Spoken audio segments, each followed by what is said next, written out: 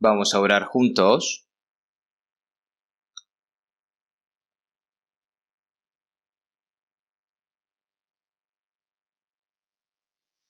Dios Padre, que eres santo y misericordioso, que tú nos amas, te agradecemos esa gran gracia.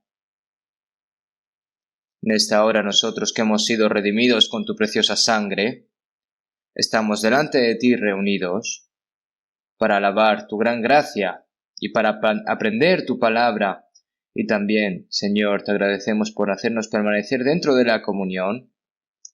También sabemos de que tú estás en medio de nosotros, que tú miras a cada uno de nosotros y con tu santa mano nos sustentas, Señor, y nos das una gracia, la palabra de la verdad, Señor. A través de todas estas cosas nos haces más perfectos, Señor.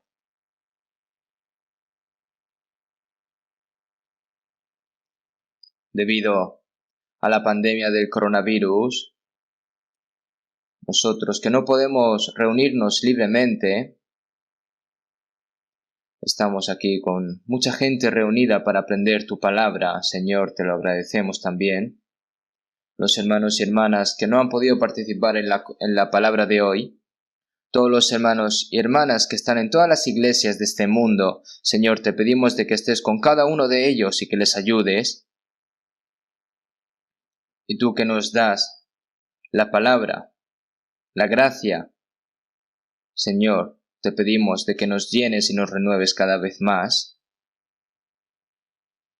Nosotros que estamos esperando tu venida, ¿cómo debemos de vivir? ¿Cómo debemos de ser? Señor, te pedimos de que nos enseñes y que el resto de nuestras vidas podamos vivir por tu gloria y por tu voluntad, Señor. Te pedimos de que nos guíes. Debido a la pandemia, los hermanos y hermanas que están teniendo dificultades, te pedimos, Señor, de que puedas proteger su salud, y también los hermanos y hermanas que están en medio de dificultades, Señor, te pedimos de que los ayudes a cada uno de ellos y que ninguno caiga, Señor, sino que los sustentes con tu santa mano y con tu santa poder, Señor, te lo pedimos fervientemente.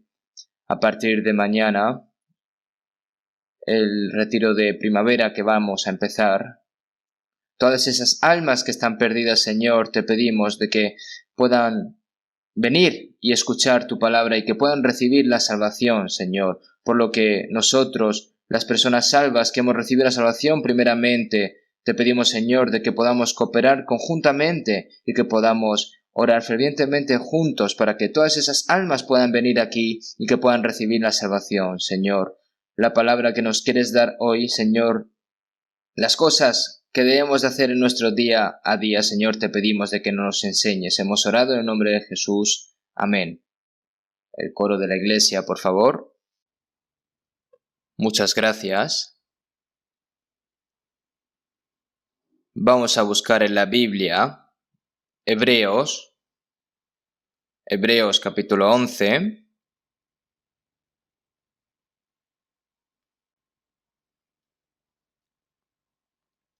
Hebreos capítulo 11, versículo 4-5, voy a leer yo.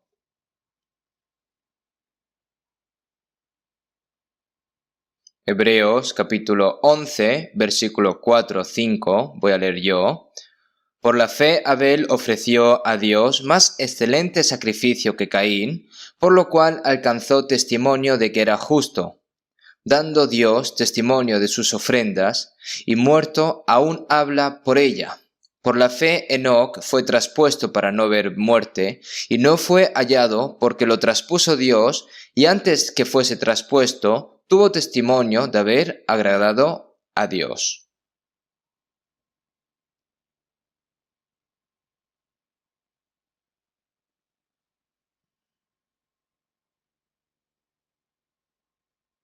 Hasta aquí.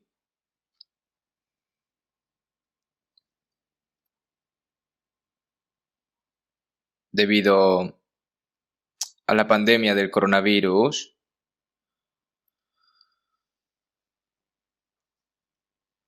muchas personas, ¿no?, están teniendo una serie de dificultades, mucha gente está sufriendo y todo el mundo realmente está sufriendo mucho por la pandemia del coronavirus, ¿no?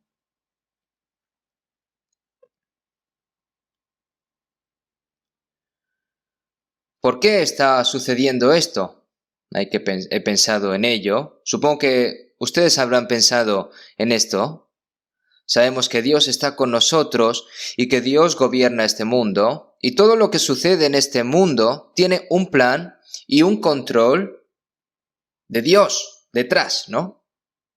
Y eso nosotros lo sabemos. Pero, ¿por qué ocurren cosas tan difíciles y tan desafortunadas? Si lo piensas un momento, parece que Dios nos está enseñando a los cristianos dos cosas. Una es,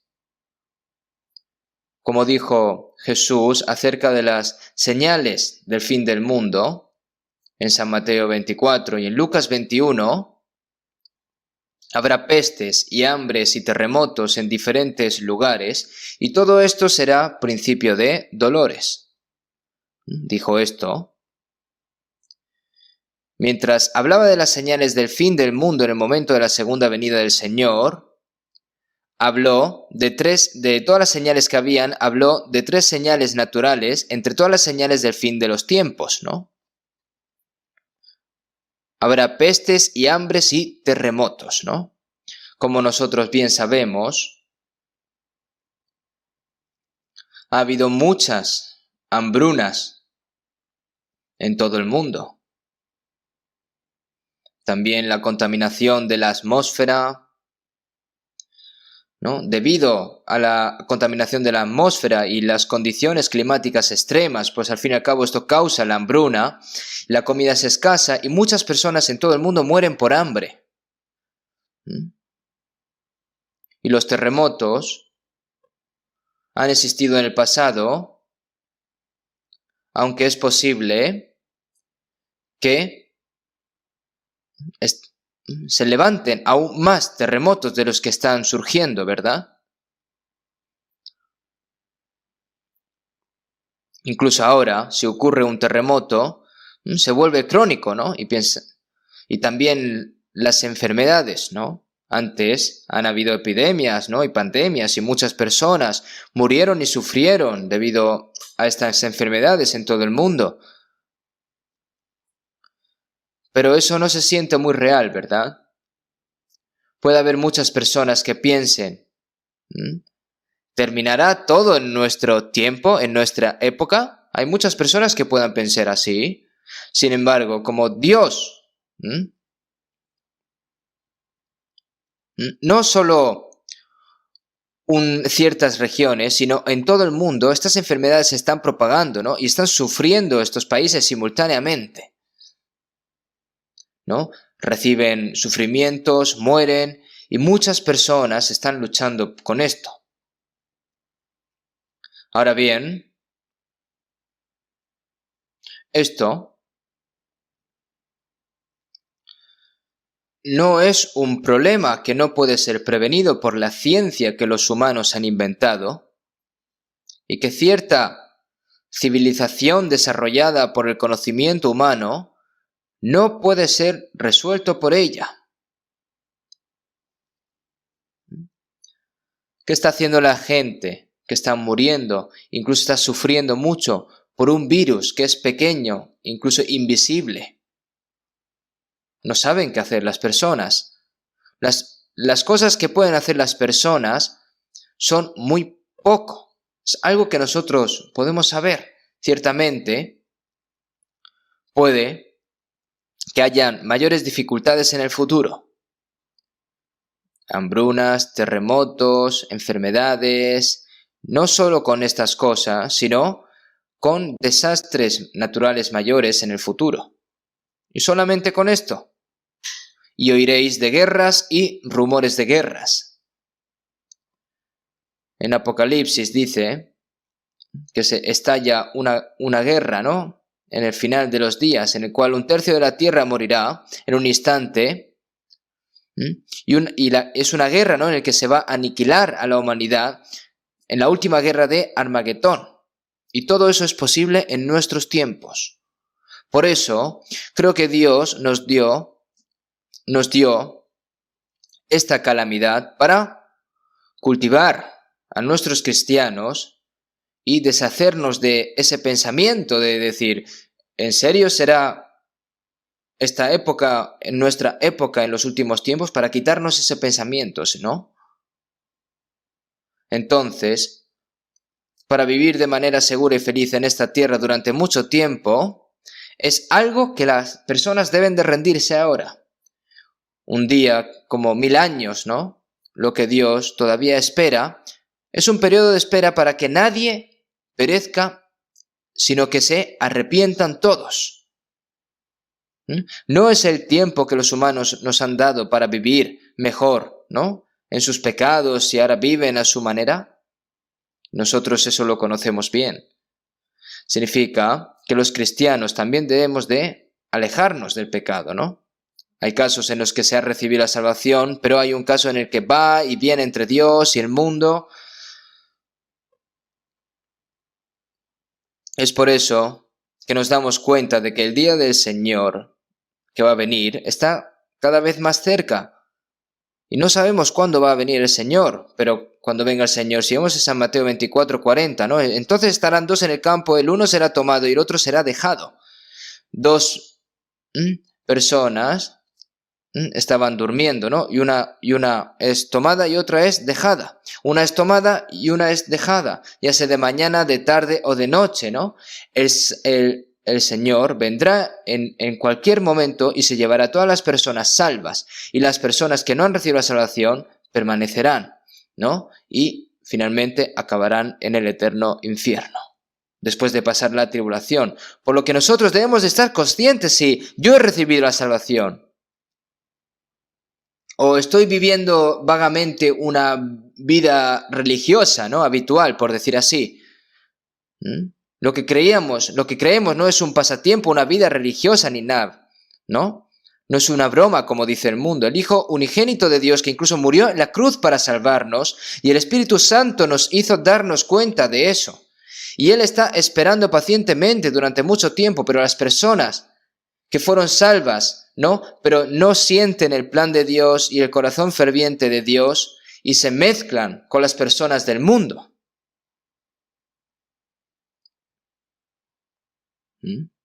¿Y cómo puedo hacer para vivir bien, mezclándose con las personas del mundo y evangelizar? Pues bueno, pues cuando tenga tiempo, y si no quiero evangelizar, pues no evangelizo. Esto no puede ser así.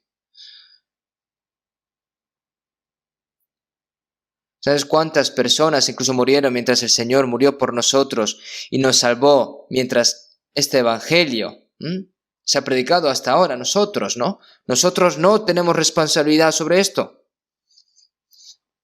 Y otra es la lección que Dios nos da durante este sufrimiento. Dios liberó a los israelitas, ¿no?, cuando estaban bajo la esclavitud de Egipto,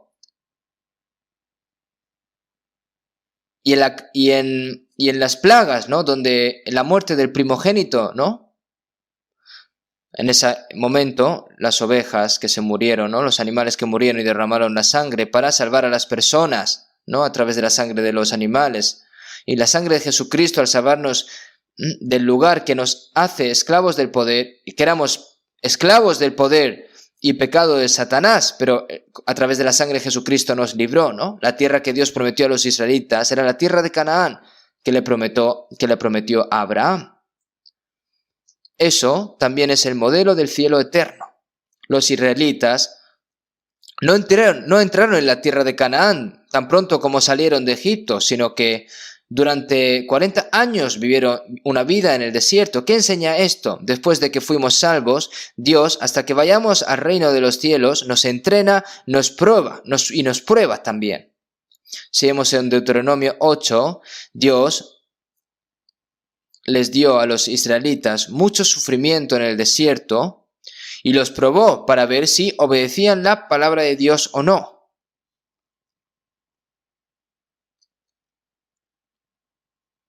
Les daba hambre, les daba sed, les daba de comer maná. A través del golpeo de las rocas salía agua. Los guardaba y los guiaba con una columna de nube durante el día y una columna de fuego por la noche. Pero a pesar de que los israelitas tuvieron pocas dificultades, se quejaban de Dios, ¿no? Y dijeron, ¿no? Ojalá muriéramos en la tierra de Egipto o en este desierto, ojalá muriéramos, ¿no? Se querían regresar a Egipto, se resentían a Dios y trataron de apedrear a Moisés, diciendo, vámonos a Egipto. ¿Hay alguien que haya ido a la tierra de Canaán durante mucho tiempo, luego a Egipto y luego incluso una persona regresar a Egipto? No hay. ¿Por qué? Debido a que hay un mar rojo entre Egipto y los israelitas. No se puede cruzar. Si definitivamente has nacido de nuevo, no puedes regresar al mundo. Todo el que vuelve a Egipto murió. ¿Qué enseña esto? Esto es una disciplina. Todas las personas que quisieron regresar a Egipto, ¿no? Si hubiera sido obediente y fiel, ¿no? Habría entrado rápido, sin tener que deambular durante 40 años, incluso aquellos que han sido salvos.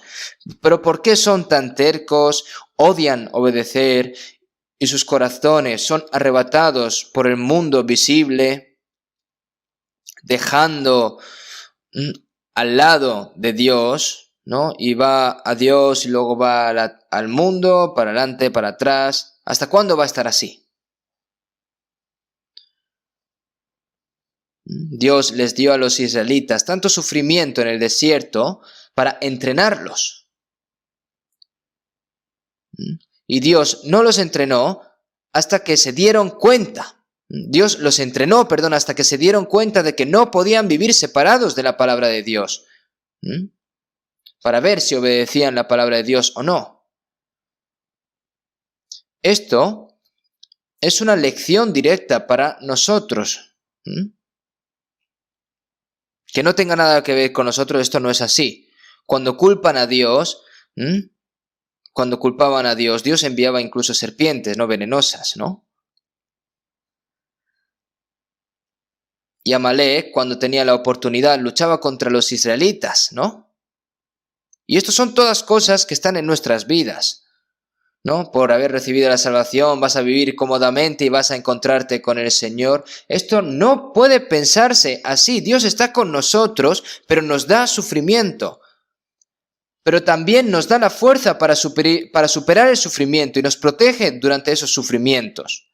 En medio de estas dificultades, si no cedemos, tenemos que depender más del Señor, tenemos que orar más, tenemos que obedecer y tenemos que esforzarnos por vivir de acuerdo con la voluntad de Dios, por lo que Dios nos protegerá. Entonces, incluso en medio de estas dificultades, debemos darnos cuenta de muchas cosas. Hoy a través de esta palabra, Adán, el primer hombre de la humanidad, pecó y fue expulsado del jardín del Edén. Y entre los hijos de Adán, Abel tomó un cordero y lo ofreció como sacrificio a Dios para que fuese justificado por la fe, ¿no? Por la fe fue justificado Abel.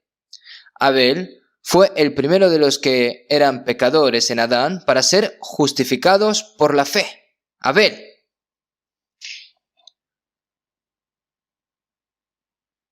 Nosotros, que éramos pecadores, que íbamos a ser destruidos, pero por la sangre de Jesucristo recibimos el perdón de los pecados, y al creer en ese hecho, ¿no? En Romanos 3:24, siendo justificados gratuitamente por su gracia mediante la redención que es en Cristo Jesús. ¿No es así?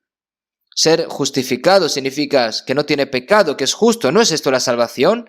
El representante del primer hombre salvo es Abel. Luego, de la posteridad de Adán, ¿no? Enoc,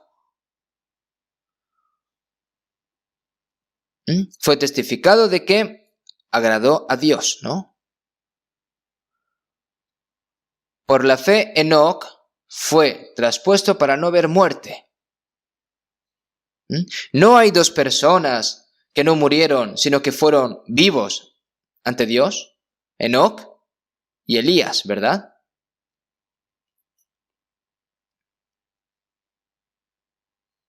Ahora, el que es justificado por la fe, y luego tiene que recibir la evidencia de que la persona salva, la persona que es justificada por la fe también, que testifica de que agradó a Dios, ¿no? Ahora nuestros hermanos y hermanas no están seguros de que han realizado la gracia de Dios y han sido justificados por la fe. Si eso es seguro, ¿qué deben de hacer a continuación? ¿Tienen que quedarse quietos e ir al cielo? No. Ahora, si nosotros hemos sido salvos por la fe, debemos de recibir la evidencia de que estamos complaciendo a Dios por medio de la fe. Ya sea que vayamos ante el Señor en la muerte o seamos llevados al Señor en vida como Enoc, todo lo que tenemos que hacer antes de ir ante el Señor es recibir evidencia de que hacemos cosas agradables a Dios. Antes de ser salvos, nos convertimos en enemigos de Dios por nuestras conductas perversas, ¿no? Estábamos lejos de Dios por el pecado, éramos hijos de la ira. Sin embargo, el Señor, que es lleno de misericordia y a través de los méritos de Cristo, hemos sido salvos, ¿no? Por lo que el resto de nuestras vidas deberíamos de vivir para agradar a Dios. Así que hoy, debido a que Enoc es la persona representativa que recibió la evidencia de que él fue una persona que agradó a Dios, a través de la vida de Enoc, una vida que agradó a Dios, voy a hablar sobre esto, ¿no?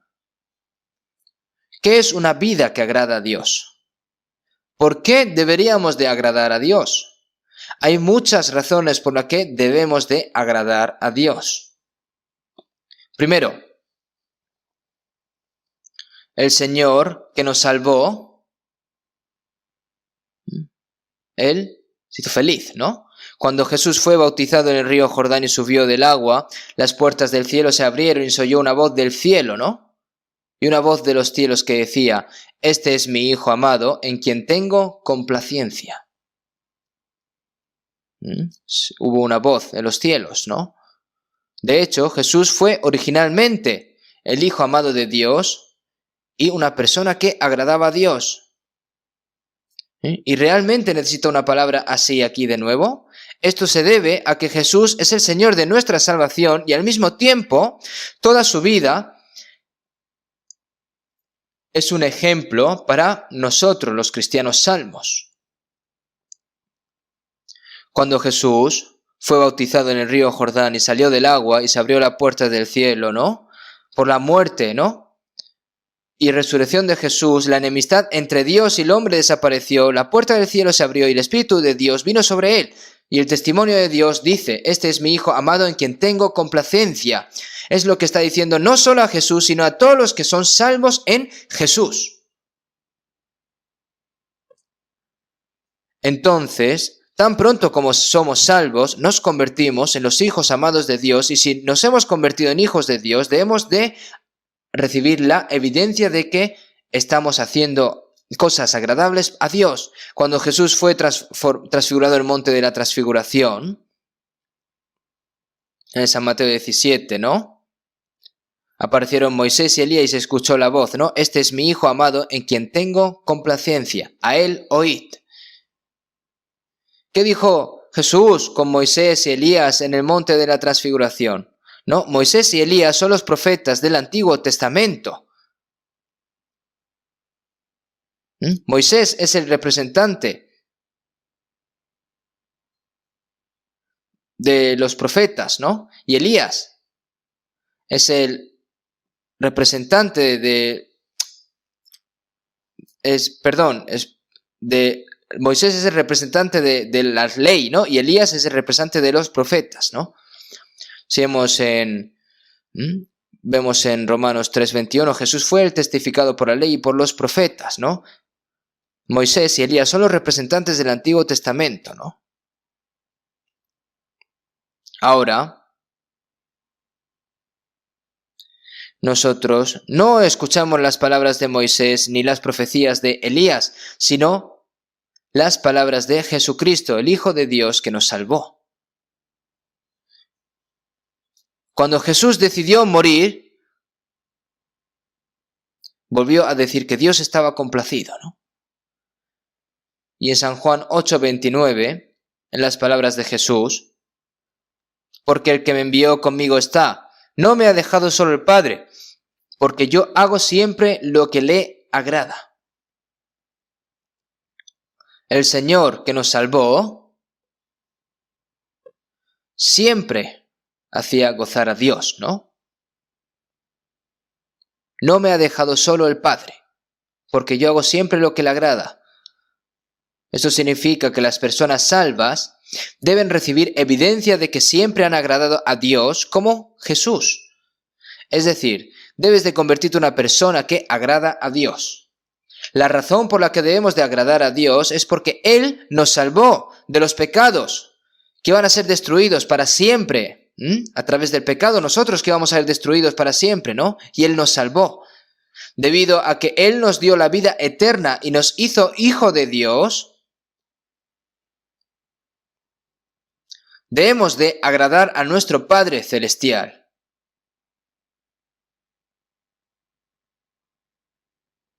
Es deber del ser humano complacer a los padres que les han dado luz y los están criando, ¿no? Sin embargo, la gracia y el amor, que es más de 1000 y 10.000 veces, es la gracia de Dios. No se puede ni siquiera ni inspeccionar eso. Entonces, es natural para nosotros amar a Dios y agradar a Dios. Es natural, tiene que ser algo natural. Entonces, en Romanos 8:32, el que no escatimó ni a su propio Hijo, sino que lo entregó por todos nosotros. El que entregó a su Hijo unigénito hasta morir en la cruz. ¿Cómo podemos devolver toda esa gracia?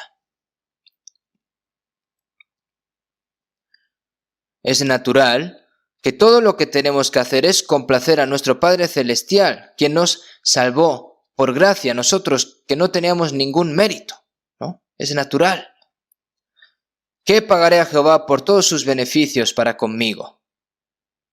Ahora debemos de vivir el resto de nuestra vida para pagar la gracia de Dios. En Gálatas 1:10 dijo el apóstol Pablo, pues busco ahora el favor de los hombres o el de Dios, o trato de agradar a los hombres, pues si todavía agradara a los hombres, no sería siervo de Cristo. No para vivir, para hacer bueno a alguien, para hacerme bueno yo mismo, o para agradar a alguien, no, sino para agradar a Dios. Un cuerpo que va a morir en cualquier momento, ¿no? No vive para su propio cuerpo, ¿verdad? Si vemos en 1 Tesalonicenses 2:4, así hablamos, no como para agradar a los hombres, sino a Dios, que prueba nuestros corazones. Todo el resto de nuestra vida no es para agradar a los hombres. Debemos de agradar a Dios, que salvó nuestras almas y que está con nosotros y que guarda nuestros corazones. Y nuevamente, la razón por la que debemos de agradar a Dios es porque Dios siempre está con nosotros, ayudándonos y guiándonos mientras vivimos en este mundo.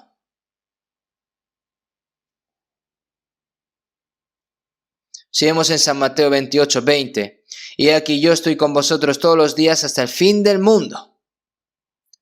Él no solo nos salvó, sino que también permanece con nosotros hasta que entremos, ¿no?, en el reino de Dios, hasta el fin del mundo. Él estará con nosotros. El apóstol Pablo, ¿no? Y me preservará para su reino celestial. Y David dijo en el Salmo, Él nos llevará a la muerte.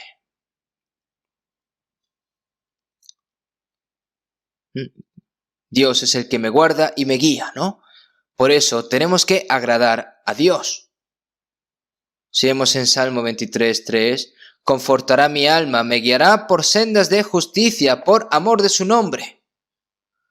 El Señor no solo conforta mi alma, sino que me guiará por sendas de justicia por amor de su nombre, por lo que no es natural agradar a Dios. Y también,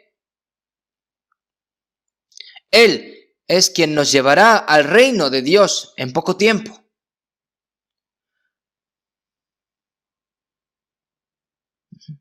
Porque tenemos esa esperanza que vamos a disfrutar de la gloria eterna con Dios y que viviremos con Dios para siempre en el reino de Dios, por lo que debemos de agradar a Dios. Seguimos en Hebreos 12:28, así que recibiendo nosotros un reino inconmovible, ¿no? Esta tierra, ¿no? Va a ser, algún día va a temblar y va a ser destruida, ¿no? Conmover, ¿no? Aún una vez y conmoveré no solamente la tierra, sino también el cielo, ¿no? Conmover significa que va a ser todo aplastado, ¿no? Sin embargo, se nos promete el reino de Dios que nunca temblaremos nosotros, ¿no? Así que recibiendo nosotros un reino inconmovible, ¿no? Y mediante ella sirvamos a Dios agradándole con temor y reverencia, debido a que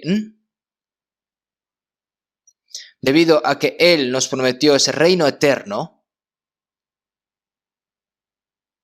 A través de Él tenemos que servirle, ¿no? Y ser piadoso, agradándole con temor y reverencia, ¿no? Tenemos que temer si vamos a pecar, por ejemplo. Temo que mi corazón dejara a Dios por un tiempo, ¿no? Hay que temer y hay que servir a Dios con alegría.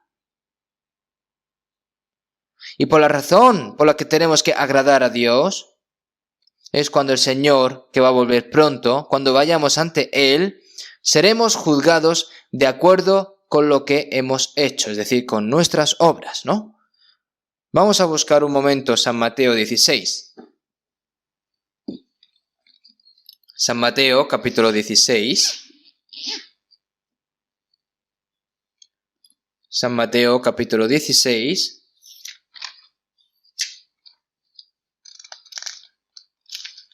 Del versículo 27 hasta el versículo 1 del capítulo 17, ¿no? Del versículo 16 a partir del 27, porque el Hijo del Hombre vendrá en la gloria de su Padre con sus ángeles, y entonces pagará a cada uno conforme a sus obras. De cierto os digo que hay algunos de los que están aquí que no gustarán la muerte hasta que hayan visto al Hijo del Hombre viniendo en su reino. 6 días después, Jesús tomó a Pedro, a Jacobo y a Juan su hermano, y los llevó aparte a un monte alto. Versículo 2, vamos a leer también. Y se transfiguró delante de ellos, y resplandeció su rostro como el sol, y sus vestidos se hicieron blancos como la luz. Versículo 3, y he aquí les aparecieron Moisés y Elías hablando con él. Hasta aquí. Aquí Jesús ha dicho algo muy importante,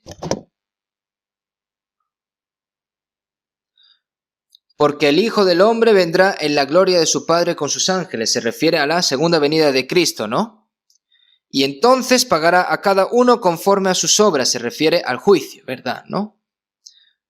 Cuando venga el Señor, la era de la gracia, la época de la gracia también termina, ¿no? Para aquellos que no han recibido la salvación, el tiempo de recibir la salvación ha terminado también. Ahora solo queda el juicio. Solo queda el juicio. Va a pagar a cada uno conforme sus obras. Los que no han sido salvos, en Apocalipsis 20, del 12 al 15, ¿no? Y vi a los muertos, grandes y pequeños, de pie ante Dios. Y los libros fueron abiertos y otro libro fue abierto, el cual es el libro de la vida, y fueron juzgados los muertos por las cosas que estaban escritas en los libros según sus obras. Y el mar entregó los muertos que había en él, y la muerte y el Hades entregaron a los muertos que había en ellos, y fueron juzgados cada uno según sus obras. Y la muerte y el Hades fueron lanzados al lago de fuego. Esta es la muerte segunda. Y el que no se halló inscrito en el libro de la vida fue lanzado al lago de fuego, ¿no? Y además, cuando el Señor venga, las personas salvas irán ante el Señor y también serán juzgados, Si vemos en 2 Corintios 5:10, porque es necesario que todos nosotros comparezcamos ante el tribunal de Cristo, para que cada uno reciba según lo que haya hecho mientras estaba en el cuerpo, sea bueno o sea malo. Después de recibir la salvación hasta que vaya al cielo, ¿cómo has vivido con tu cuerpo? Si has vivido según la voluntad de Dios o no, si has vivido según el Espíritu Santo o has vivido según tu propia voluntad. Si has vivido por el Señor o si has vivido por ti mismo. Eso es el tribunal de Cristo, ¿no? Eso es lo que va a pasar en el tribunal de Cristo, en el que vamos a ser juzgados según lo que hemos hecho, ¿no? No es un juicio para el infierno. Después de recibir la salvación ya no se va al infierno las personas salvas, sino que después de recibir la salvación, dependiendo de la vida que hayan llevado los cristianos, van a ser premiados por el Señor, ¿no? Van a tener ese galardón. Si vemos en Apocalipsis 22:12, aquí yo vengo pronto y mi galardón conmigo para recompensar a cada uno según sea su obra. A cada persona según sea su obra. Cuando el Señor venga, los cristianos, ¿no? También estarán delante del Señor. Por lo que, ¿qué tipo de persona deberíamos de ser delante del Señor? ¿Cómo deberíamos de vivir? Y el resto de nuestras vidas ahora tenemos que vivir de acuerdo con la voluntad del Señor. Y cuando que Jesús juzgaría, ¿no? De cierto os digo que hay algunos que los que están aquí, que no gustarán la muerte, hasta que hayan visto al Hijo del Hombre viniendo en su reino, ¿no? Señala a los discípulos, ¿no?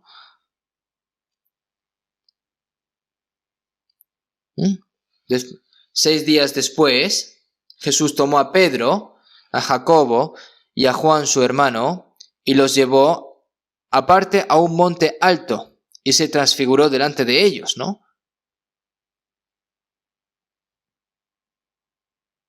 Y resplandeció su rostro como el sol, y sus vestidos se hicieron blancos como la luz. Jesús repentinamente cambió a una apariencia gloriosa. Entonces Moisés y Elías aparecieron junto a él.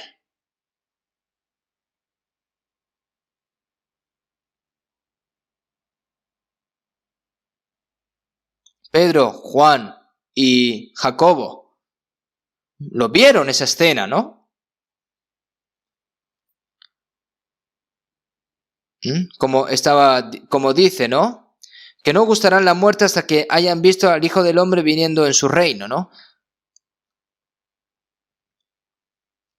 Algunas personas dicen, ha pasado un tiempo desde que murieron los discípulos y no ha venido todavía, ¿no? El Señor lo mostró de antemano, ¿no? Es como si fuese un tráiler, ¿no? Hay muchas cosas en la Biblia que nos hablan de las cosas del fin de los tiempos. Seguimos en 2 Pedro 1, porque no os hemos dado a conocer el poder y la venida de nuestro Señor Jesucristo siguiendo fábulas artificiosas, sino como habiendo visto con nuestros propios ojos su majestad, pues cuando Él recibió de Dios Padre honra y gloria. Y le fue enviada desde la magnífica gloria una voz que decía, este es mi Hijo amado, en el cual tengo complacencia. Y nosotros oímos esta voz enviada del cielo cuando estábamos con él en el monte santo, ¿no? En el monte de la transfiguración, ¿no? Moisés y Elías aparecieron porque Moisés salió de Egipto y continuó yendo a la tierra de Canaán, que Dios le había prometido, ¿no? Y miró la tierra de Canaán al otro lado del río Jordán y murió sin poder entrar a la tierra de Canaán, ¿no? Es un representante de una persona que fue ante el Señor porque murió mientras hacía una vida cristiana, ¿no? Y Elías es un representante de una persona que fue arrebatada viva, ¿no? Después de estar haciendo la obra de Dios y hacer la voluntad de Dios. Cuando el Señor regrese, habrán dos santos, ¿no? 2 tipos de santos que aparecerán ante el Señor, los que vivieron en la fe y los que murieron ante el Señor, ¿no? Una persona que murió y resucitó cuando venga el Señor, ¿no? Además, una persona que no morirá como Enoc y vivirá como Elías y se encontrará con el Señor. Hay dos tipos de personas, ¿no? Si vemos en 1 Tesalonicenses 4:16, porque el Señor mismo con voz de mando, con voz de arcángel y con trompeta de Dios descenderá del cielo y los muertos en Cristo resucitarán primero, ¿no? Los muertos en Cristo resucitarán primero y luego nosotros los que vivimos, los que hayamos quedado, seremos arrebatados juntamente con ellos en las nubes para recibir al Señor en el aire. Y así estaremos siempre con el Señor. Cuando el Señor regrese, nos mostró de antemano dos tipos de personas, ¿no?, que se presentarían ante el Señor. Las personas que murió mientras hacía su vida cristiana y las personas que van directamente al Señor vivos, ¿no? El Señor nos lo ha mostrado de antemano. Entonces, no solo parados frente al Señor, sino incluso los cristianos salvos, las cosas que existían desde el día en el que fueron salvos, ¿no? Porque todas las cosas viejas pasaron, ¿verdad? Desde el momento en el que recibe la salvación hasta que vayan al Señor, todo eso se calcula con precisión. Vas a ser juzgado según cómo hayas vivido. Vamos a buscar un momento 2 Corintios capítulo 5. 2 Corintios capítulo 5.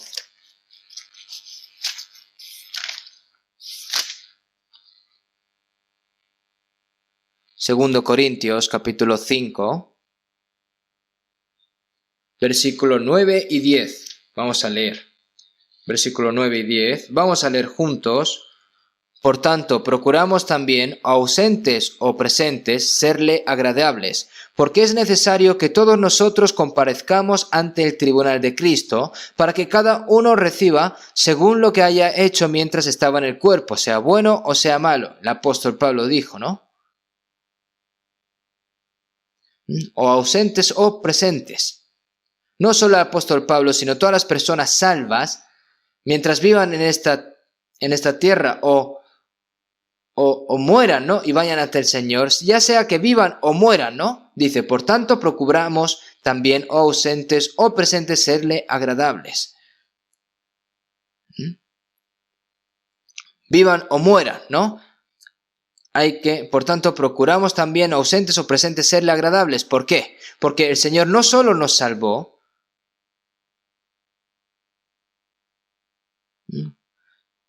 sino que cuando aprendemos del Señor, seguramente, ¿no?, ¿qué se revelará? ¿Qué se revelará, no? Porque es necesario que todos nosotros comparezcamos ante el tribunal de Cristo, ¿no?, para que cada uno reciba según lo que haya hecho mientras estaba en el cuerpo. Entonces, ¿qué? ¿Qué hay que hacer? Agradar al Señor. Después de recibir la salvación, no vivimos para complacer nuestro cuerpo, para la satisfacción de nuestro cuerpo, no vivimos. No deberíamos tratar de ser los que agradan al Señor, ya que estemos cómodos o sufriendo, viviendo o muriéndonos. Por eso, Enoc obtuvo la evidencia de que agradaba a Dios antes de que Dios se lo llevara.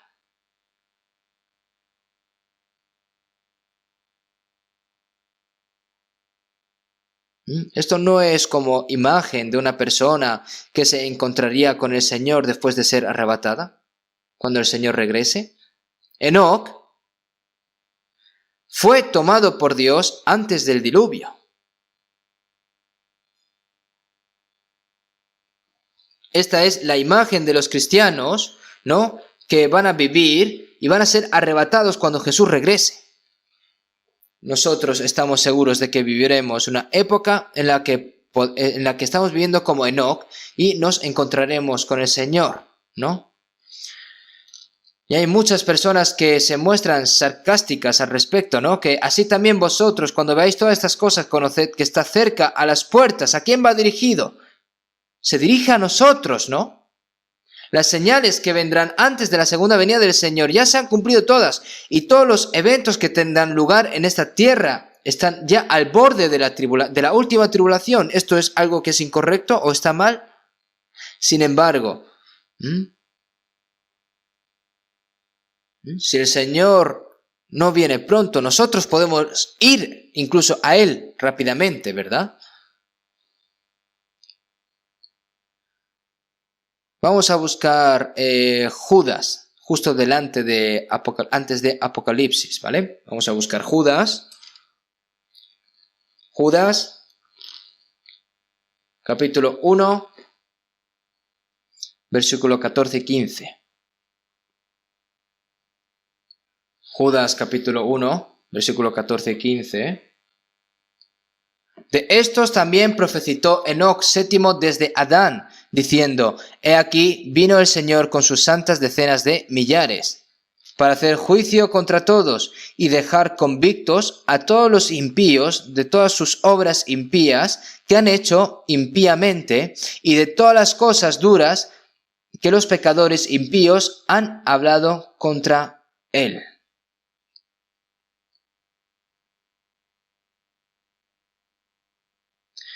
Enoc caminó con Dios y Dios se lo llevó. Pero, no está registrado lo que Enoc dijo ni lo que hizo, pero está registrado aquí, ¿verdad? ¿Fue Judas que lo ha inventado? No, fue enseñado por el Espíritu Santo. Enoc profetizó, ¿no? He aquí, vino el Señor con sus santas decenas de millares, ¿no? De sus santas decenas de millares, ¿no? Está contando la escena de la venida del Señor, ¿no? Con los santos que habían sido arrebatados, ¿no? Para hacer juicio contra todos y dejar convictos a todos los impíos de todas sus obras impías que han hecho impíamente, y de todas las cosas duras de los pecadores impíos han hablado contra él, ¿no? Al fin y al cabo es condenar, ¿no? La condenación es juicio, ¿no? Y la persona que no ha recibido la salvación recibirá el juicio de los pecadores impíos, y la persona salva, ¿no? Y la persona salva que diga que no tiene ningún problema porque ya ha recibido la salvación y que no va a vivir dignamente como cristiano. Una persona que dice que es una persona salva, una persona que dice que es hijo de Dios, puede vivir de manera así como le da la gana y luego ir delante del Señor. Está escrito así en la Biblia. Si has recibido la salvación por la fe, tienes que agradar a Dios con la fe. Y si eres salvo de acuerdo a la Biblia, debes de vivir de acuerdo a la Biblia. De esa manera se puede ir ante el Señor de acuerdo en la Biblia, ¿no? Con la Biblia. Si vemos en 1 Tesalonicenses 1:10, cuando el Señor viene, que nos llevará a ese país para salvarnos de la última ira venidera, porque los cristianos no entran en la tribulación final, ¿verdad? Al igual como Dios se llevó a Enoc antes del diluvio, incluso durante la guerra, después de retirar a todos los aliados del campo enemigo, atacan al enemigo indiscriminadamente y lo destruyen, ¿no? Después de tomar a todos los santos salvos, este mundo va a ser juzgado por Dios sin piedad, sin misericordia, ¿no? Dios no tiene más remedio que juzgar este mundo. No tiene más remedio. Despiadadamente, ¿no? Y Él se llevará a todos los santos salvos, ¿no? Hasta el final. Y Dios trae un juicio terrible sobre esta tierra. Entonces, debido a que vivimos una época en la que podemos encontrarnos con el Señor como Enoc, nosotros debemos de recibir la evidencia de que agradamos a Dios antes de ir al Señor, como Enoc. Para agradar a Dios, se tiene que convertir en el deseo desesperado de nosotros los cristianos y el propósito de nuestras vidas. ¿Qué piensan? ¿Ha recibido la salvación? Si ha recibido la salvación verdaderamente, no agradaría a Dios el deseo de nuestro corazón. ¿Es correcto? ¿No es ese el propósito de nuestra vida? ¿O está mal?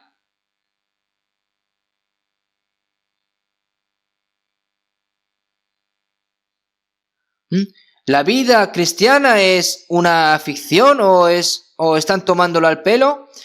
¿Hasta cuánto va a durar? Que el Señor está a punto de venir.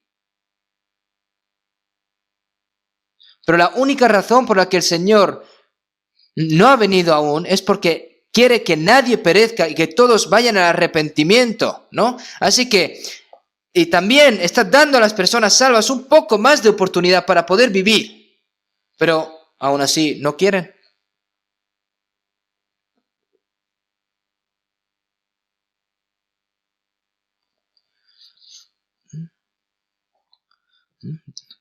Debería de ser nuestra esperanza y propósito ferviente, ¿no? Cuán maravilloso y glorioso que nosotros, ¿no? Como pecadores que íbamos a perecer, ahora somos hijos de Dios en Cristo. Y que somos personas que agradamos a Dios. ¿No es esto una gran gloria para nosotros? Todos han pecado y no entran en la gloria de Dios, ¿no? Pero ¿no es un privilegio maravilloso que este pecador que va a perecer pueda entrar en la gloria de Dios y agradar a Dios? Y sí, se puede. Si vemos en Sofonías 3:17, Jehová está en medio de ti, poderoso, Él salvará, se gozará sobre ti con alegría, callará de amor, se regocijará sobre ti con cánticos.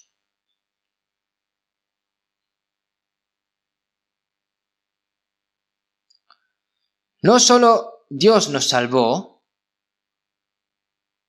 sino que está en medio de nosotros y que se va a gozar sobre nosotros con alegría, callará de amor y se regocijará sobre nosotros con cánticos. El Señor va a estar regocijándose con nosotros con cánticos, continuamente.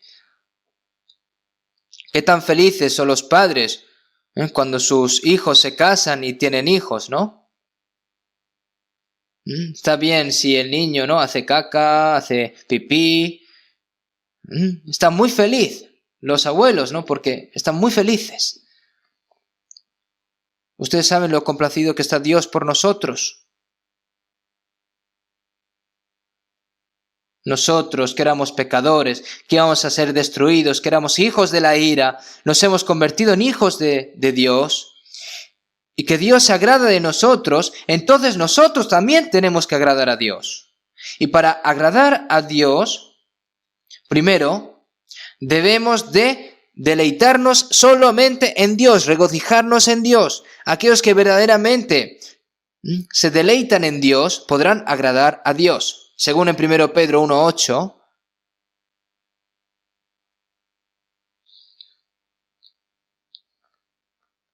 ¿a quién amáis sin haberle visto? ¿En quién creyendo? Aunque ahora no lo veáis, os alegráis con gozo inefable y glorioso, obteniendo el fin de vuestra fe, que es la salvación de vuestras almas. Una persona salva, ¿no?, que nos alegramos nosotros con gozo inefable y glorioso. Se regocija porque tiene algo de dinero, se regocija porque ha comido una comida deliciosa, se regocija porque se siente bien. Eso es lo que disfrutan incluso los pecadores del mundo. Nosotros no nos tenemos que regocijar con esos gozos, sino con un gozo inefable y glorioso, ¿no? Obteniendo el fin de vuestra fe, que es la salvación de vuestras almas. Porque el Señor salvó nuestras almas porque nos ama, ¿no? Tenemos que alegrarnos con gozo inefable y glorioso. Además, en Habacuc 3:17, versículos 17 y 18, ¿no?, el profeta Habacuc dijo, ¿no?, aunque la higuera no florezca ni en las vides haya frutos, aunque falte el producto del olivo y los labrados no den mantenimiento y las ovejas sean quitadas de la majada y no haya vacas en los corrales, que no hay nada, ¿no? Con todo, No hay vacas, no hay nada. Pero con todo yo me alegraré en Jehová y me gozaré en Dios de mi salvación.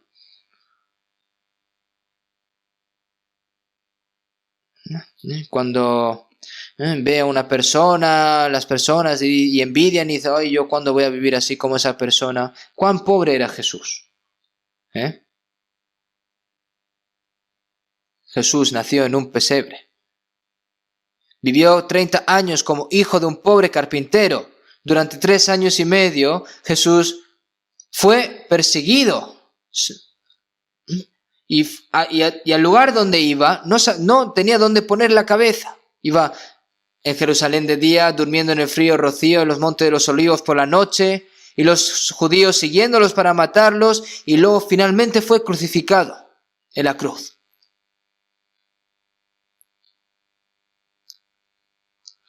Porque conocéis la gracia de nuestro Señor Jesucristo, que por amor a vosotros se hizo pobre, siendo rico, para que vosotros con su pobreza fueseis enriquecidos. ¿Cuán rico es realmente Jesús? Él es el creador de todas las cosas del universo. Pero era el más pobre de todos los seres humanos. ¿Quién de nosotros, ahora que estamos aquí, ha nacido en un pesebre o una posada? ¿Han vivido tan mal?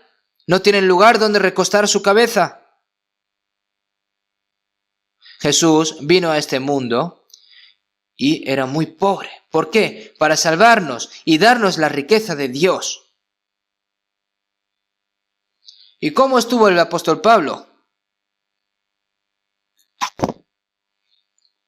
Era un hombre que ha dominado los mejores estudios académicos, ¿no? Si hablamos de en estos días, ¿no? Era una persona famosa, pero después de recibir la salvación, ¿no? Él dice, no, nos difaman y rogamos, hemos venido a ser hasta ahora como la escoria del mundo, el desecho de todos, ¿no? Aproximadamente 40 personas están desnudas, hambrientas, no pueden dormir, no pueden comer, tienen frío, están temblando, y se les dijo que no comerían ni beberían a menos que no mataran a Pablo. Y finalmente Pablo murió decapitado, ¿no?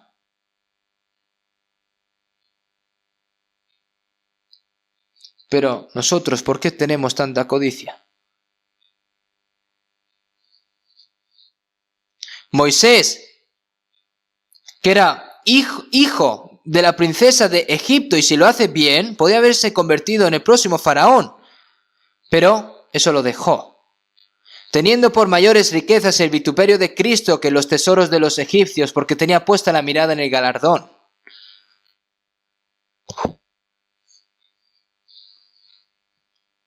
Moisés miró hacia el futuro, ¿no? Hacia el vituperio de Cristo, ¿no? Porque tenía puesta la mirada en el galardón, porque él sabía que el galardón que el Señor le iba a dar iba a ser mayor que todos los tesoros que había en Egipto, ¿no? Todos nosotros lo sabemos, ¿verdad? ¿Pero qué hace si lo saben? ¿No? Hay que ponerlo en práctica, ¿no?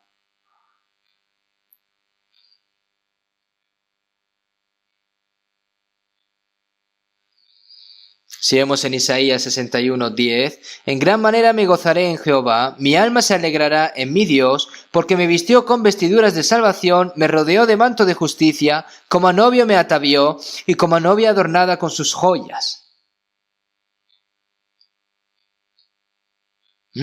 Ese sucio pecado, ropa de pecado, ¿no? Que estaba vestido me lo quitó, ¿no? Y me vistió con vestiduras de salvación. Debido a que Él nos quitó todos los pecados inmundos, ¿no? Y por eso nos vistió con ropas de justicia, ropa de salvación.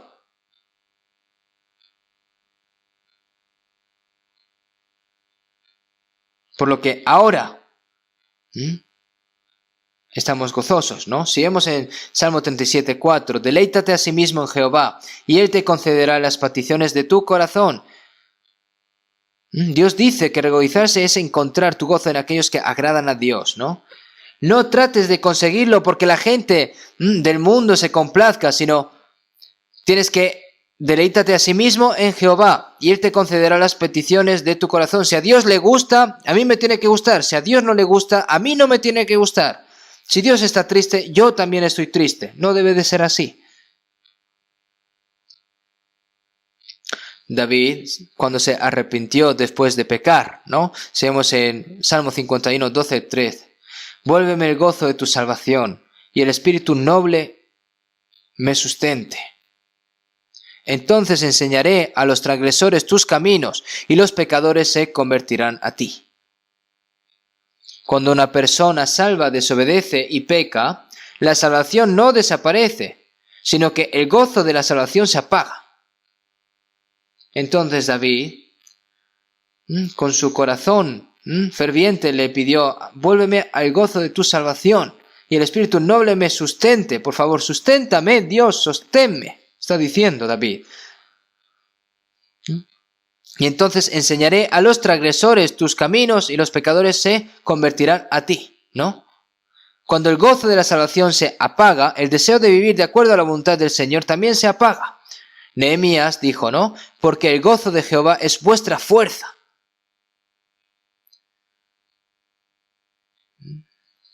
Porque el gozo de Jehová es vuestra fuerza. Estad siempre gozosos, porque nosotros hemos recibido la gracia del Señor, siempre podemos regocijarnos, ¿no? Aunque seamos pobres tenemos que regocijarnos, aunque nos persigan tenemos que regocijarnos, y regocijarnos también incluso si vamos a morir, ¿no? ¿Hay algo que nos dé miedo? ¿Hay algo que tengamos envidia?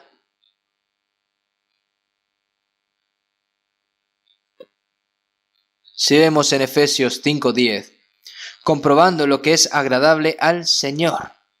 Es decir, que busque, dice, que compruebe. Ahora, para agradar al Señor, ¿no? Debemos de averiguar qué es lo que agrada al Señor. Está escrito en la Biblia, todo. Si vemos en Romanos 12:1. Así que, hermanos, os ruego por las misericordias de Dios que presentéis vuestros cuerpos en sacrificio vivo, santo, agradable a Dios, que es vuestro culto racional. No tengo nada más para darle al Señor. Mi cuerpo, no importa si es un cuerpo malo o bueno. Toma mi cuerpo, ¿no? Que es para que sea sacrificio vivo, santo, agradable a Dios, que es vuestro culto racional, ¿no? No os conforméis a este siglo, sino transformaos por medio de la renovación de vuestro entendimiento, para que comprobéis cuál sea la voluntad de Dios agradable y perfecta. Nosotros no tenemos que parecernos a esta generación perversa y obscena, ¿no? El Espíritu Santo cambia nuestro corazón, ¿no? Sino transformaos por medio de la renovación de vuestro entendimiento, ¿no? Por eso, para que comprobéis cuál sea la voluntad de Dios agradable y perfecta, ¿verdad? El Señor nos santifica, nos renueva a través de la palabra. A través de la palabra, el Espíritu Santo nos ayuda a comprender cuál es la buena voluntad de Dios, la voluntad de gozo, la voluntad de perfección, y nos hace entender y nos ayuda a vivir de acuerdo con la palabra. Lo que a Dios le agrada, a mí me agrada. Lo que Dios odia, yo también lo odio. Lo que Dios considera bueno, yo también lo considero bueno. Y lo que Dios ve como malo, yo también lo tengo que ver como malo. No importa cuánto yo quiera hacer, no debería de hacerlo a menos que Dios esté complacido con ello, ¿verdad?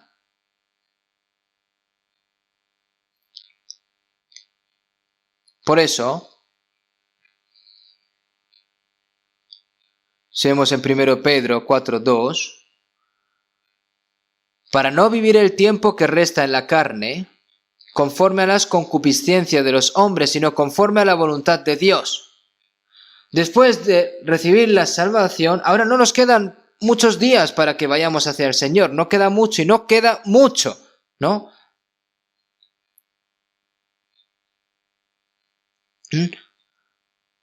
Para que el resto de nuestras vidas no vivamos por los deseos de la carne, como las personas de este mundo, sino por la voluntad de Dios, sea vivamos o muramos, tenemos que vivir por la voluntad de Dios. Baste ya el tiempo pasado para haber hecho lo que agrada a los gentiles, ¿no? Eso ya está terminado, ¿eh? Si vemos en Filipenses 2:13, porque Dios es el que en vosotros produce así el querer como el hacer por su buena voluntad. El Espíritu Santo que camina entre nosotros nos dice la voluntad de Dios agradable. Y también nos da el deseo de hacer la voluntad de Dios y nos da el poder para hacer la voluntad de Dios. La voluntad de Dios que nos complace, ¿no? Eso tiene que convertirse en nuestro deseo. El deseo de toda mi vida es hacer la obra del Señor, como dice el cántico. Y después de hacer feliz al Señor, después de hacer la obra que el Señor me encomendó, el día que nos separemos en este mundo, iré delante de ti. Ese debería de ser el propósito de nuestras vidas. Perder el propósito de la vida es como si estuviera muerto al fin y al cabo.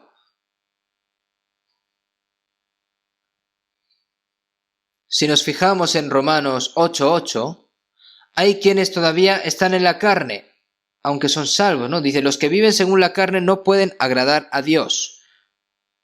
Hay quienes todavía están en la carne, aunque son salvos. Los que viven según la carne no pueden agradar a Dios.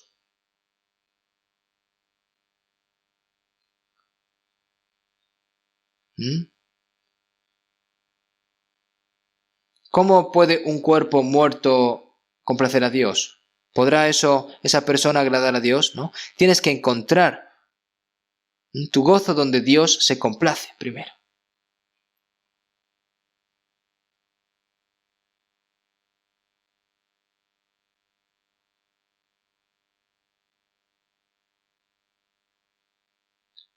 Si vemos en Hebreos 10:38, y si retrocediere, no agradará a mi alma. No somos nosotros los que retrocedemos, ¿no? No solo hemos recibido la salvación, sino somos personas que tenemos la fe, ¿no? Hasta que entremos al cielo, tenemos que seguir hacia adelante. Hay que seguir hacia adelante, acercándose más y más hacia el Señor. No puede irse para atrás, no puede retroceder. Paso a paso, debemos de avanzar solo por la voluntad y la gloria de Dios. Esa es la vida cristiana. Cuando dolorosamente te diga, ¿no? Bueno, pero yo puedo vivir así, con este cuerpo carnal. No pongas excusas. ¿Quién no tiene carne? ¿Qué es el placer de Dios, no? Por, situaciones y tal, pero ¿qué situación? No hay que poner excusas en esto.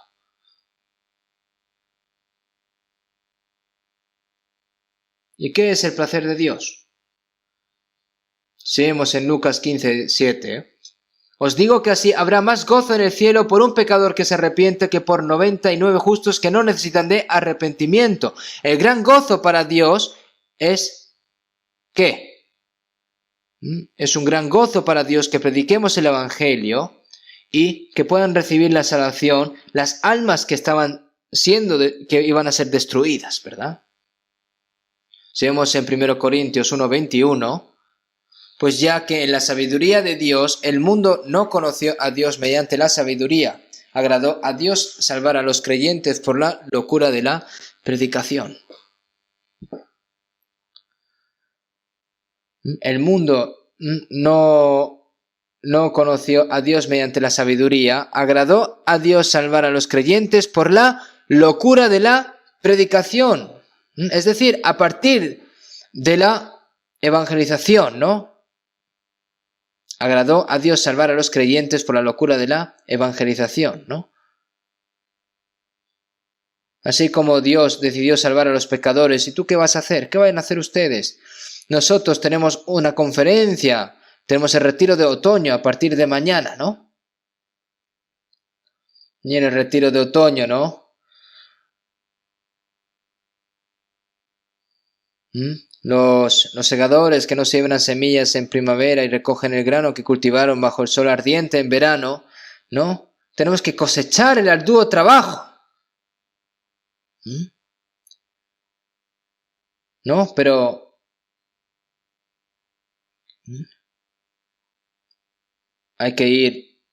Tiene que ir la hoz del Evangelio y cosechar, ¿no? Este Evangelio es poder de Dios para salvación a todo aquel que cree, pero no quieren hacer esto. Está la boca cerrada, a pesar de este retiro de otoño que viene, no evangeliza a nadie, como dice la palabra, yo os he enviado a segar lo que vosotros no labrasteis, ¿no? Nosotros hay muchas cosas que tenemos que hacer, incluso han orado. Según en Filipenses 4:18, después de escuchar las palabras del apóstol Pablo y recibir la salvación, los santos de Filipo evangelizaban donde quiera que Pablo fuera. Mientras Pablo estaba encarcelado en Roma, él predicó, ¿no?, con libertad condicional durante 2 años, ¿no? Sin embargo, a través de las cartas de Pablo, ¿no?, a través de Epafrodito, ¿no?, que está escrito en Filipenses 4:18. Pero todo lo he recibido y tengo abundancia, estoy lleno, habiendo recibido de Epafrodito lo que enviasteis. Una persona que está en la cárcel, ¿qué va a tener de abundancia, no? El apóstol Pablo, ¿no?, sabía que se enfrentaría a la pobreza y en medio de la prisión, ¿no?, en medio de la prisión él decía que él estaba abundante. Pero todo lo he recibido y tengo abundancia, estoy lleno, habiendo recibido de Epafrodito lo que enviasteis, olor fragante, sacrificio acepto, agradable a Dios. Él dice que es agradable a Dios.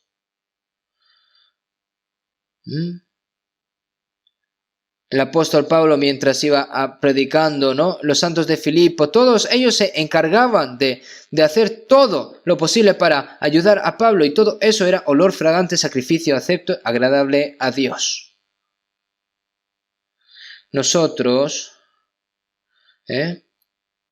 no podemos ir a un país lejano así con el Evangelio, pero ¿saben lo complacido que Dios está por orar y por donar, ¿no?, y por hacer diezmo para la obra de predicar el Evangelio y participar juntos? ¿Saben lo complacido que está Dios si hacen eso? Está escrito, ¿no? El que reciba a un profeta por cuanto es profeta, recompensa de profeta recibirá. ¿Por qué? Porque ha participado en esa obra. Hermanos, nosotros a 77 países estamos enviando misioneros y estamos evangelizando ahora.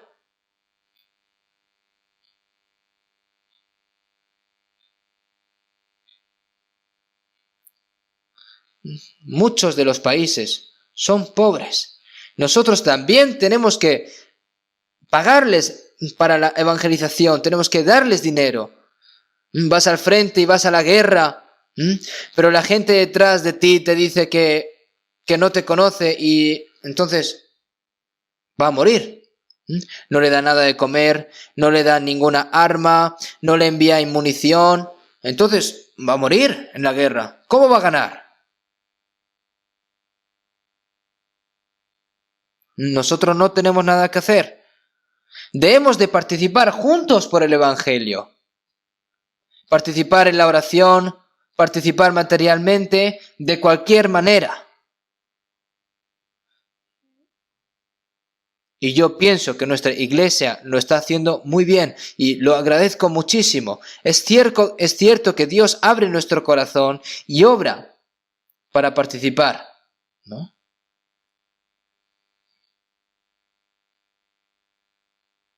David dijo en 1 de Crónicas 29:17: yo sé, Dios mío, que tú escudriñas los corazones y que la rectitud te agrada. Por eso yo con rectitud de mi corazón voluntariamente te he ofrecido todo esto, y ahora he visto con alegría que tu pueblo reunido aquí ahora ha dado para ti espontáneamente. Está complacido con la ofrenda hecha con un corazón honesto. Esas ofrendas, sé lo valiosas que son las ofrendas de los hermanos y hermanas de la iglesia.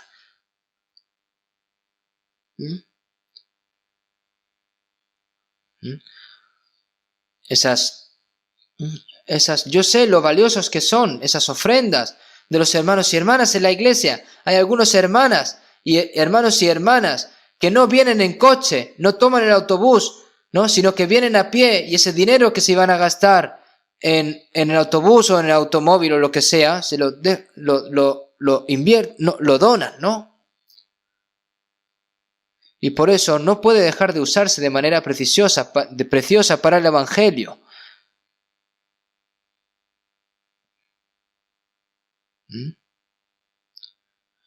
Por eso tenemos que usar todas las ofrendas de los hermanos y hermanas de la manera más valiosa, de la manera más preciosa. Hay sangre de Jesús allí, en esas ofrendas de los hermanos y hermanas. Y de acuerdo con Hebreos 13:16, y de hacer bien y de la ayuda mutua no os olvidéis, porque de tales sacrificios se agrada a Dios. Y de hacer bien y de la ayuda mutua, ¿no? Ayudar y compartir con los hermanos y hermanas necesitados, no os olvidéis, ¿no? Porque de tales sacrificios se agrada Dios.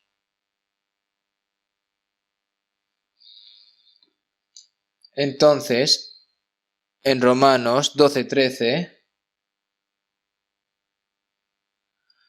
compartiendo para las necesidades de los santos, practicando la hospitalidad, ¿no?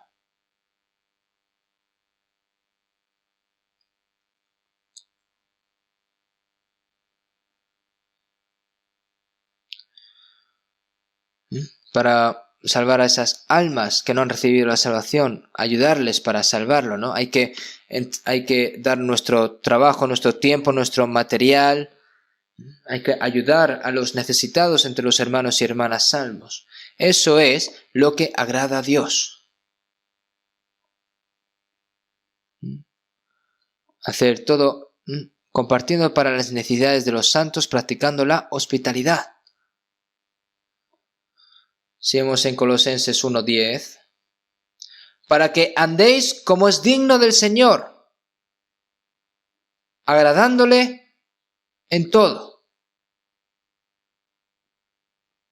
Para que andéis como es digno del Señor, agradándole en todo.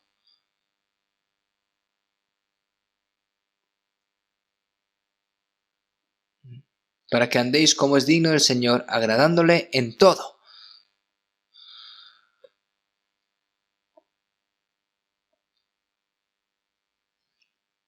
Dios no dice de que Él concederá las peticiones de nuestro corazón. Pero, por eso, ¿no? En Salmo 37:4, deleítate a sí mismo en Jehová y Él te concederá las peticiones de tu corazón. Es decir, significa que agrades a Dios y entonces Él concederá las peticiones de tu corazón. Dios concede los deseos de quienes están complacidos con Él.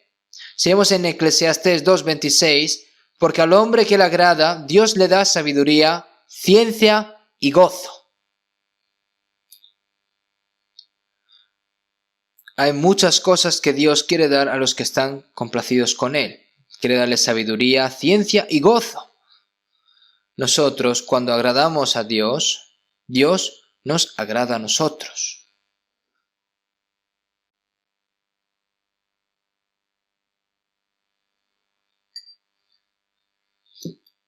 Vamos a buscar un momento Génesis capítulo 5. Génesis capítulo 5. Génesis capítulo 5, del 21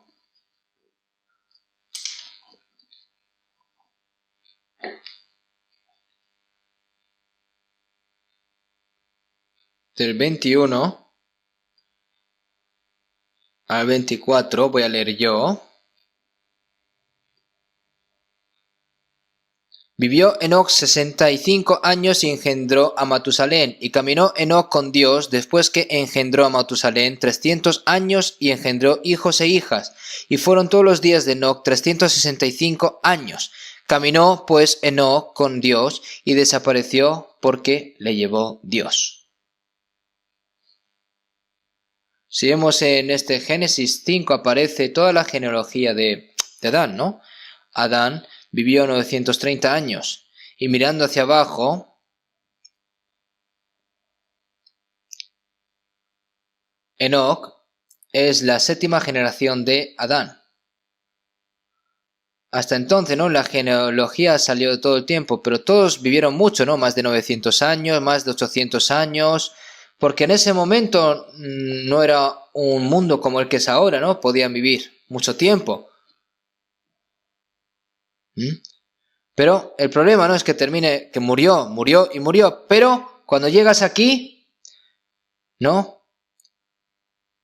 Y caminó Enoc, ¿no? Y fueron todos los días de Enoc 365 años. Y caminó pues Enoc con Dios y desapareció porque le llevó Dios. Y ya no estaba Enoc. Si vemos en Hebreos 11:5, por la fe Enoc fue traspuesto para no ver muerte, y no fue hallado porque lo traspuso Dios, y antes de que fuese traspuesto tuvo testimonio de haber agradado a Dios. Para agradar a Dios tenemos que agradarles, ¿no? Tenemos que acompañar a Dios, ¿no?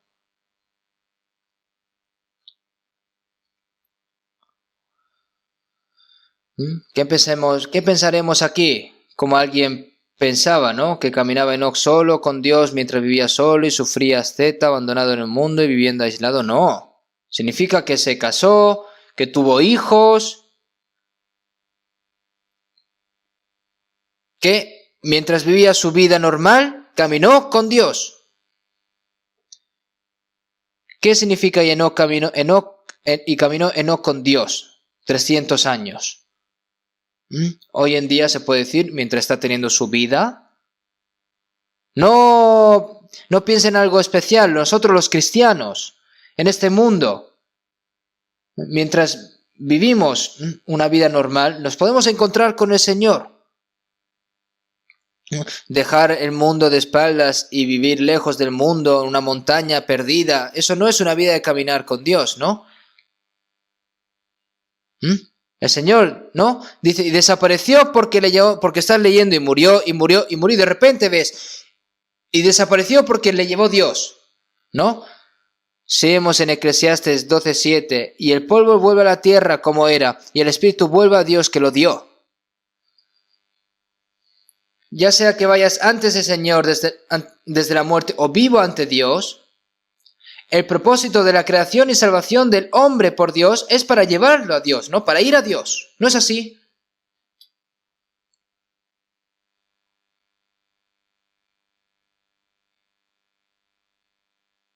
Dios nos salvó y nos llevará al reino de Dios. Y ese es el propósito el cual el Señor nos salvó, para que podamos vivir con Él eternamente. Si vemos en Mateo 1:21, y dará a luz un hijo y llamará su nombre Jesús, porque Él salvará a su pueblo de sus pecados. El significado del nombre de Jesús es salvación. Jesus, the Savior, ¿no? Jesús, el Salvador. Salvador, el Señor que nos salvó, ¿no? Y llamará su nombre Emmanuel, que es traducido es Dios con nosotros. Por eso San Mateo 21 dice Jesús, y luego en el 23 Emmanuel, ¿no? El propósito de salvarnos era para estar con nosotros. Si vemos en Éxodo 29:45, Dios dijo a los israelitas, ¿no? Y habitaré entre los hijos de Israel y seré su Dios. Y conocerán que yo soy Jehová su Dios, que los saqué de la tierra de Egipto para habitar en medio de ellos.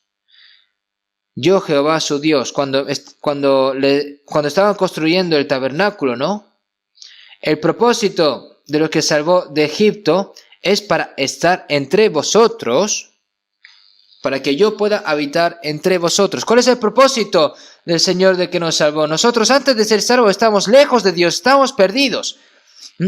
Éramos enemigos de Dios, pero a través de la cruz Jesús ya se nos ha retomado esa reconciliación con Dios, y entonces nosotros no estamos buscando a Dios, sino que Dios vino a buscarnos, ¿no es así? El Señor nos encontró y nos salvó a nosotros que éramos pecadores, que estábamos perdidos, ¿no? Entonces, ¿qué tenemos que hacer? En aquel día vosotros conoceréis que yo estoy en mi Padre y vosotros en mí y yo en vosotros. Tan pronto que reciban la salvación, el Señor ahora está dentro de mí. Seguimos en 1 Corintios 6:19. ¿O ignoráis que vuestro cuerpo es el templo del Espíritu Santo?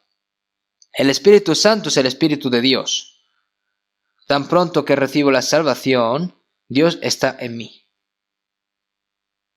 ¿Qué es el cielo?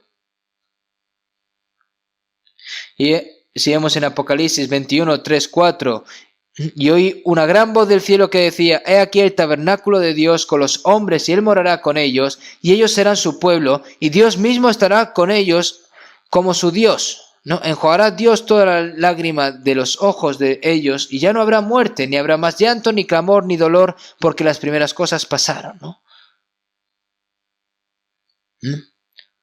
Las personas que van a vivir eternamente con Dios en el cielo tienen que vivir aquí también, tienen que caminar con Dios y agradar, ¿no? Eso es una vida en fe, tiene que caminar con Dios, ¿no? Entonces, cuando dices que caminas con Dios, dices: pero ¿cómo puede alguien especial o alguien como nosotros caminar con Dios? Caminar con Dios es una vida de fe, y para caminar con Dios debes creer que Dios está en ti. Si vemos en Gálatas 2:20, con Cristo estoy juntamente crucificado y ya no vivo yo, mas vive Cristo en mí. ¿Dónde está el Señor? Dentro de mí. Tan pronto que recibo la salvación, el Señor entró en mí.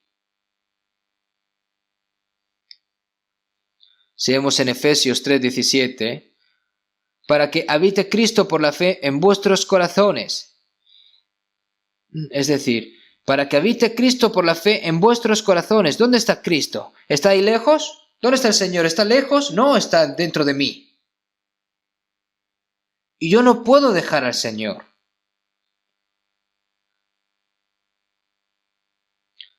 Si vemos en Isaías 41:10. No temas porque yo estoy contigo, no desmayes porque yo soy tu Dios que te esfuerzo. Siempre te ayudaré, siempre te sustentaré con la diestra de mi justicia. El Señor está con nosotros. Porque yo estoy contigo, no desmayes porque yo soy tu Dios que te esfuerzo. Siempre te ayudaré, siempre te sustentaré con la diestra de mi justicia. Pero nosotros eso no lo creemos. Si creemos que Él nos salvó, debemos de creer también que el Señor está con nosotros. Es una promesa, enseñándoles que guarden a todas las cosas que os he mandado. Y aquí yo estoy con vosotros todos los días hasta el fin del mundo. El Señor en algún momento ha dicho que no va a estar con nosotros, porque el que me envió conmigo está. No me ha dejado solo el Padre, porque yo hago siempre lo que le agrada.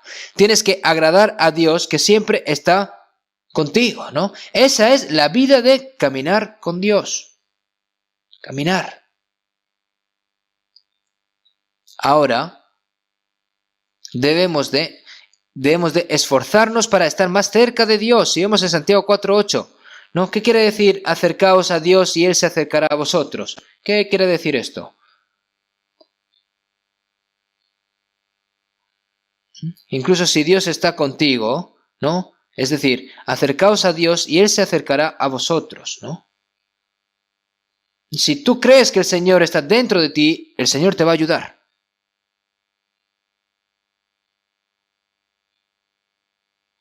Una persona en un parque de Italia se murió de hambre y de congelación, pero en su bolsillo salió un cheque que le daba para comer toda la vida, ¿no? Pero no se sabe por qué se murió de hambre, ¿no? Si no sabe que el Señor está dentro de esa persona y vive por preocupaciones lamentables y con cosas mundanas, esto no puede ser así. No puedes. Incluso si usas bolsas de cebada, o lo que sea, soy hijo de Dios, el Señor está conmigo, ¿qué te preocupa? ¿Qué tienes envidia? ¿Les tienes miedo a algo? ¿Tienes algo de miedo? De manera que podemos decir confiadamente: el Señor es mi ayudador. No temeré lo que me pueda hacer el hombre. Eso es la fe. Si vemos en Salmos 73, 28, pero en cuanto a mí, el acercarme a Dios es el bien. Si te acercas a Dios, ¿no? Si te acercas a Dios, acercaos a Dios, ¿no? Acercaos a Dios, pero en cuanto a mí, el acercarme a Dios es el bien. Si te acercas a Dios, toda tu familia recibe la salvación. Si te acercas a Dios, tu familia recibe la salvación. Si te acercas a Dios, tus vecinos reciben la salvación. Esa es la mejor bendición. Cuando te acercas a Dios, Dios satisfará todas tus necesidades. Si vemos en Salmo 145, 18, cercano está Jehová a todos los que le invocan, a todos los que le invocan de veras. A todos los que le invocan de veras. Dios dice que está cerca de todos los que le invocan. Si tratas de caminar con Dios, tienes que estar dentro de la multitud con Dios. ¿Y esa es qué es? La iglesia, ¿no? Si vemos en San Juan 15, 4, permaneced en mí y yo en vosotros, como el pámpano no puede llevar fruto por sí mismo si no permanece en la vid, así tampoco vosotros si no permanecéis en mí. El Señor es la vid y nosotros somos los pámpanos. ¿Y qué quiere decir que estemos sujetos a Él? Que estemos dentro de la multitud, dentro de la comunión. Dejar a la multitud significa dejar al Señor, y estar en la multitud significa estar unido al Señor. ¿Lo saben? Si vemos en Génesis 13, 14, Dios estaba con Abraham. Pero Lot, el sobrino de Abraham, fue a la ciudad de Sodoma. Desde entonces, en ese momento, no estaba Dios. Porque dejar a Abraham significa dejar a Dios, ¿no?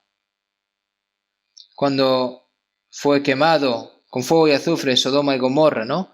Apenas sobrevivió, ¿no?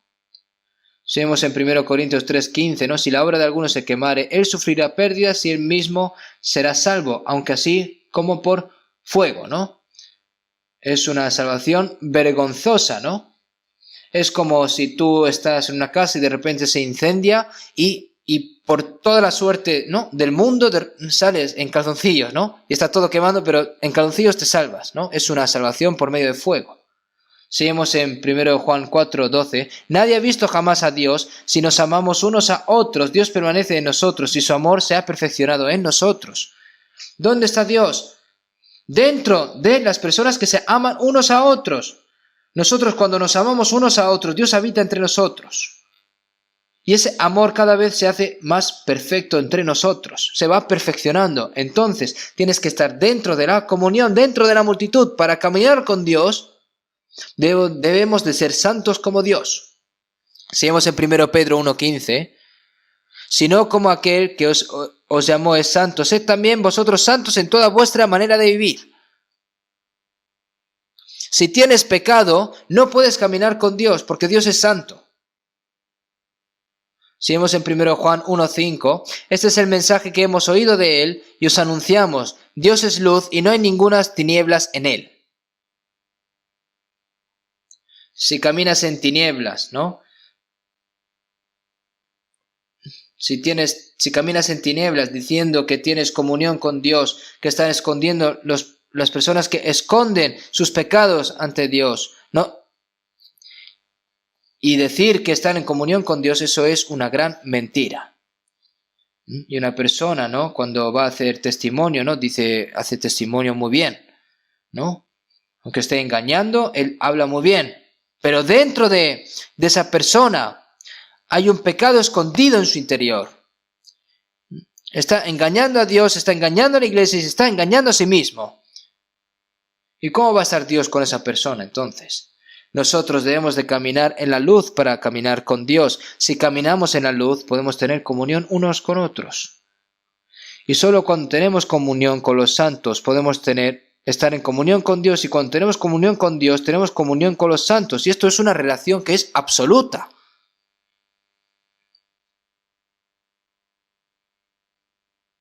Entonces, la vida de caminar con Dios es también una vida de reconocer a Dios en todo. Si vemos en Proverbios 3:6, reconócelo en todos tus caminos y Él enderezará tus veredas. Reconocerlo en todas las cosas significa que en todas las cosas que haga, Dios tiene que involucrarse, ¿no? Si Dios está aquí, solo tienes que pensar en qué hay que hacer conforme a lo que piense Dios, ¿no? No hay que hacerlo conforme a mis pensamientos, a lo que yo quiero, no, a lo que me convenga tampoco. Si tienes que pensar, si Dios estuviese aquí, ¿qué haría Dios? ¿Qué diría Dios? ¿Qué pensaría Dios? Eso lo tienes que hacer, ¿no? Reconócelo en todos tus caminos y Él enderecerá tus veredas. No seas sabio en tu propia opinión, ¿no? Significa abandonar tu sabiduría y discutir con Dios, ¿no? Para saber dónde está realmente la voluntad de Dios. Debes de vivir con cuidado paso a paso, ¿no? Por eso seguimos en Salmo 16:8. A Jehová he puesto siempre delante de mí, porque está a mi diestra, no seré conmovido. A Jehová he puesto siempre delante de mí, porque está a mi diestra y no seré conmovido. Por eso, nunca olviden de que Dios está con nosotros y que tenemos que vivir una vida caminando con Dios. A partir de mañana va a comenzar el retiro de otoño, que estábamos esperando mucho para este momento, ¿no? Por lo que oremos juntos con un corazón ferviente. Y supongo que habrán preparado a personas para traer al seminario, por lo que les pido con mucho fervor que oren, que participen para agradar a Dios. Y todos aquellos que no han venido desde el primer día que no puedan venir desde el primer día hasta el final, pueden escucharlo en online desde casa. Y los que puedan venir, pueden asistir aquí. Todavía hay restricciones, ¿no?, respecto a la distancia de seguridad, pero pueden venir tantas veces como hoy, ¿no? Incluso si el instructor, ¿no?, si el predicador cambia, ¿no?, desde el primer día hasta el final, el Señor va a estar con todos ustedes. Espero que escuchen todas las palabras del Señor y que cooperen para que muchas personas puedan recibir la salvación esta vez. Vamos a terminar con oración. Dios Padre, que eres santo y misericordioso y que tú nos salvaste en estos últimos tiempos, y tú que confortas todas nuestras debilidades, Señor, te agradecemos por cuidarnos y guiarnos. Ahora el resto de nuestras vidas como Enoc, antes de que seamos llevados ante ti, Señor, para que podamos vivir una vida en evidencia para agradarte, Señor. Te pedimos de que mires nuestros pensamientos y que nosotros, cuando estemos delante de ti, que ya queda poco, no te avergoncemos, Señor. Desde mañana, el retiro de otoño que empieza, Señor, te pedimos de que reciban la salvación muchas almas, y todas esas almas que están perdidas, Señor, que puedan recibir la salvación. Señor, te pedimos de que nos utilices a todos nosotros. Hemos orado en nombre de Jesucristo. Amén.